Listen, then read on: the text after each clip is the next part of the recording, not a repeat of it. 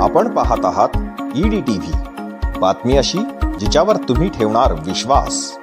नमस्कार, मी दिलीप पोनरकर। आज संध्याकाळी 5 वाजेच्या सुमारास जालना शहर महानगरपालिकेचे आयुक्त संतोष खांडेकर यांच्यावर अँटी करप्शन ब्युरो म्हणजेच लाचलुचपत प्रतिबंधक विभागाने छापा मारला आणि त्यांच्या निवासस्थानी सुमारे 10 लाख रुपयांची रोख रक्कम घेताना त्यांना रंगेहात पकडलेला आहे। आपण पाहू शकता सध्या हे अँटी करप्शन ब्युरोचं ऑफिस आहे आणि बंददाराच्या आत त्यांना चौकशी केली जात आहे।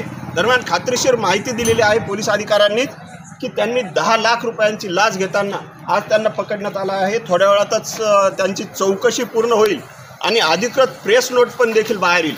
गेल्या अनेक वर्षांपासून ते जालन्यामध्ये ठाण मांडत होते। एकदा गेल्यानंतर परत ते आले आणि त्यावेळेसपासूनच जालनेकरांचा त्यांच्यावरचा रोष कायम होता, परंतु वारंवार अनेक जणांनी सूचना देऊनही काहीच फरक पडला नाही आणि शेवटी आज नको ती वेळ आली। दिवाळीच्या पूर्वसंध्येला म्हणलं तरी काही चुकीचं ठरणार नाही। खरं तरी निवासस्थानी झालेली रेड आहे, निवासस्थानी झाली पडलेल्या छापा आहे।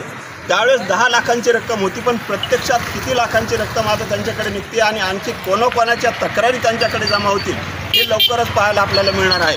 Dilip Ponerkar, EDTV news, Jalna.